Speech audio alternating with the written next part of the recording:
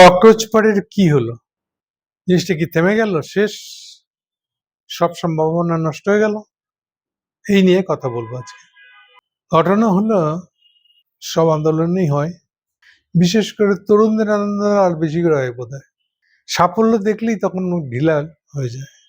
Achieve করে ফেলছি, জনসমর্থন গণসমর্থন অনেক বেশি পেয়ে গেছি, ফলে আমাদেরকে আর আমরা তখন অনেক উপরে উঠে গেছি। এরকম একটা দিক আছে, এটা সত্য। সবচেয়ে বড় সে সমস্যাটা সবার বলা হয়, সবার, সেটা হলো রাজনৈতিক জ্ঞান কম থাকা।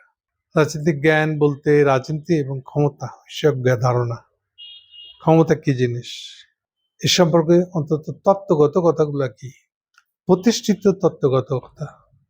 ওই অপ্রতিষ্ঠিত মেলা তত্ত্ব কথা কইতেছেন মানুষের, ওই অর্থ তত্ত্ব না, যেগুলো প্রতিষ্ঠিত তত্ত্ব। অন্তত ক্ষমতা প্রসঙ্গে প্রতিষ্ঠিত তত্ত্বগুলো একেবারেই জানেন মনে করেন, তাহলে যদি কোনো আন্দোলন হবে না। এই যে যেটাকে মানুষ জেনজি বলে চালানোর চেষ্টা করতেছে, আমি এটা নিয়ে হ্যাঁ বলি না, না বলি না, কি সে যায়, যারা বলতে চায় বলুক।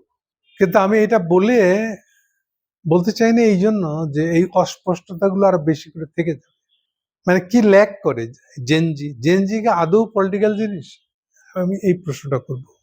তাহলে পলিটিক্স কি এটা আগাবার জানতে হবে, তা নাহলে ওটা পলিটিক্স কিনা সেটা বলবো কেমন করে? এটা কি উচ্ছ্বাস যে জনগণের স্বতঃস্ফূর্ত একটা জোশ চলে আসছে, সেটা যদি এইটা হয় তাহলে এটা রাজনৈতিক আন্দোলন না। রাজনৈতিক আন্দোলন হতে হলে এটা জোশের ঠেলে করে ফেললে হবে না।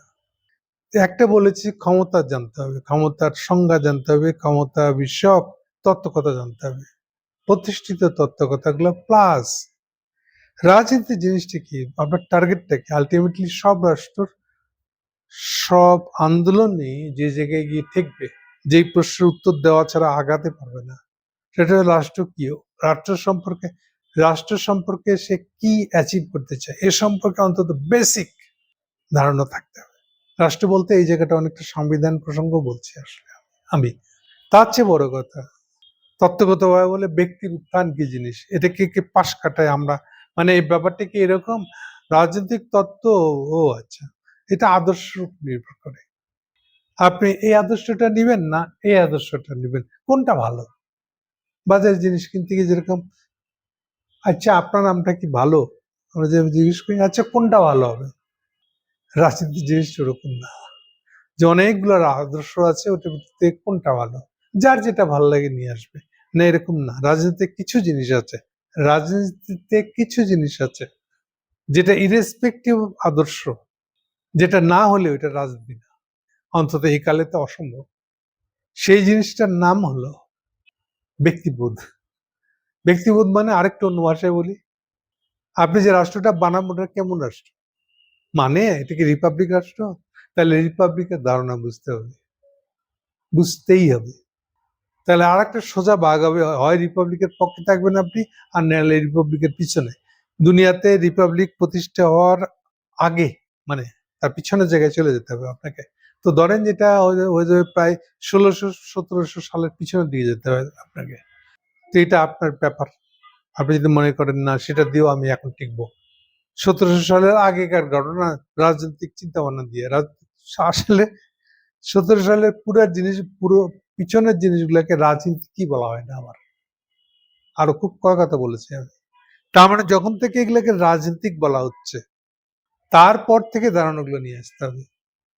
এটা অনেকে বুঝে না বুঝে, অনেকটা বাজারে আম কিনতে জন্ম দেন, আপনার আমটা ভালো, আচ্ছা ন্যাংরা আম বালা না অমুক আম বালা, এরকম ভাবে জিনিসটাকে তর্ক করে। আমি বলছি কিছু জিনিস আছে যেটা পিছনে ফেলে দিলে, যেটা নিয়ে এই কোনটা ভালো এই খুঁজতে গেলে, এটা রাজনীতি না আসলে। অর্থাৎ যেটাতে জনগণের ধারণা নাই ওটা রাজনীতি না, এই একটা ক্রাইটেরিয়া বলে দিলাম। এখন যারা যারা ওই দিন মাঠে গেছে, অথবা নেপালে যারা মাঠে গেছে, অথবা আমাদের যারা জুলাই আগস্ট বিপ্লব করছে, তাদের কতজনের মাথায় জনগণ ধারণাটার এত এসেনশিয়াল এই বোধ আছে? উত্তর যে নাই। হ্যাঁ, এই ধারণা না থাকাতেই বিপ্লব হইতেছে, মানে ক্ষমতা পরিবর্তন হইতেছে, এবং দুদিন পরে এটা আবার ধসে পড়ে যাচ্ছে। তাহলে এটা হলো এই ধরনের কিছু বিষয় আছে যেগুলো আপনাকে জানতেই হবে।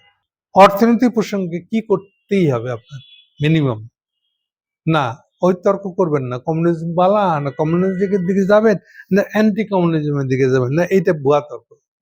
অর্থনীতির জন্য মিনিমাম কি করতে হবে, মিনিমাম কি কি ধারণা বোধ জ্ঞান থাকতেই হবে। গ্লোবাল অর্থনীতি মানেটা কি আসলে, এই ধরনের শব্দগুলো জানতে হবে। সো কিছু জিনিস আছে যেটা কোন আদর্শটা ভালো, আমি কোন আদর্শে জেনজি করব, এরকম না ব্যাপারটা। ওকে, তাহলে এইসব বিচারে এই যে স্বতঃস্ফূর্ত জনস্বতঃস্ফূর্ত টাইপের আন্দোলন, যেটাকে অনেকে জেনজি বলতেছে, এগুলো হচ্ছে তাদের উইকনেস। এত কথা বললাম কেন, একটু তত্ত্ব কথায় ঢুকে গেছিলাম, এখন একটু বেরিয়ে আসি। এই ইন্ডিয়ান আন্দোলনকারীরা ভেবেছিল মোদির নেতাদের সাথে বসে আমরা একটা আলোচনা করে ফেলছি, তাহলে তো হয়ে গেছে, তারা কমিটমেন্ট দিয়েছে মামলা সব তুলে নিবে, ওই শিক্ষামন্ত্রী পদ তো হয়ে গেছে, আমাদের বিজয় হয়ে গেছে। ওরা বুঝেই না ওর কার সাথে ডিল করতেছে। এখন সে বুঝবে রাজনীতি ব্যবহারিক ভাবে রাজনীতির ডিলিং গুলার সমস্যা কি। এখন সে টের পাচ্ছে যে মোদি তাদেরকে ব্লাফ দিয়েছে। কি করছে, বলেছে হ্যাঁ যা মামলা হয়েছে সব উঠিয়ে দেবো।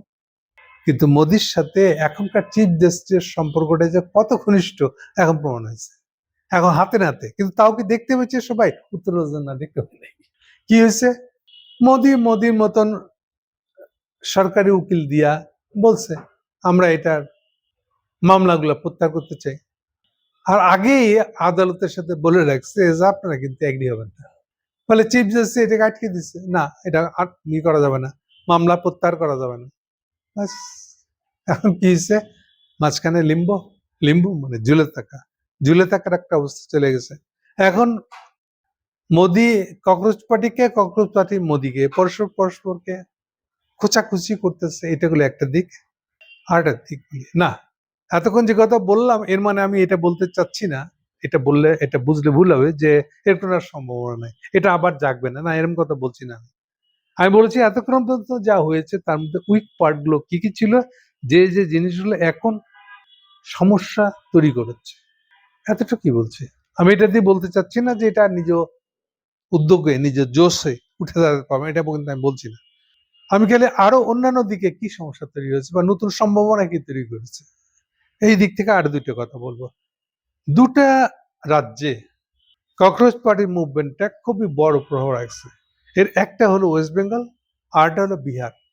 এই দুইটা দেশের বৈশিষ্ট্য হলো এরা সবসময় ইন্ডিয়াতে যে কেন্দ্রের ইলেকশনটা হয়, ইলেকশনের পরে এক বছরের মধ্যে এখানে ইলেকশন হয়।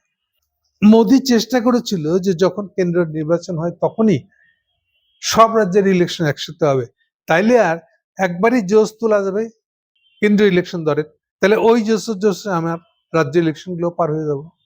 এইটা বাস্তবে ঘটানো যায় নাই, কারণ ইন্ডিয়ার টোটাল রাজ্য হলো প্রায় 30টা 29টা, তো এটাকে একসাথে ফেলা যায় না। আর খুব না প্রশাসন না অন্য রাজনৈতিক দল বিরোধী দল এটাতে একমত হতে পারে নাই, কাজটা কঠিনও বটে।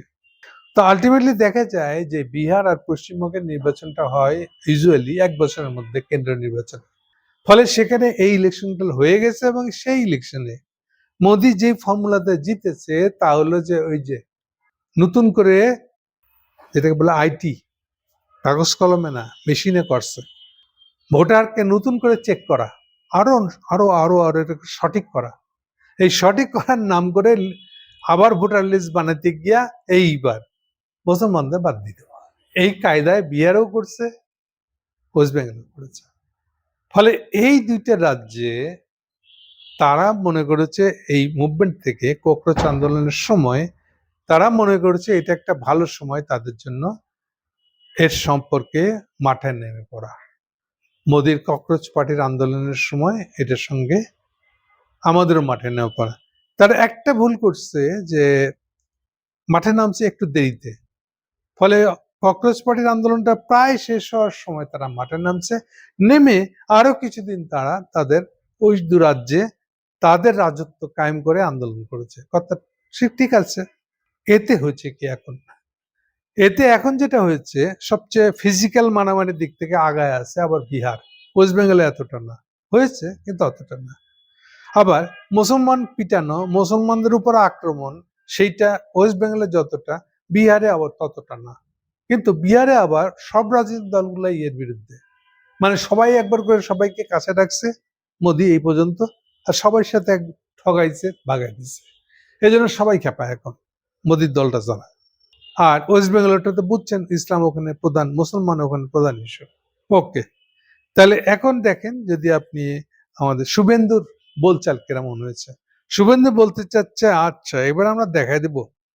শুভেন্দু আবার নিয়ে চলে আসছে এই ভোটের আইডি কার্ড, মুসলমান বাধ্য। আর এই নিয়ম আবার চালু করছে, একটা বোধহয় নতুন ইয়ে খুলেছে, আবার এটা নিয়ে কাজ করা হবে, তার সব পুরাটা হয় নাই।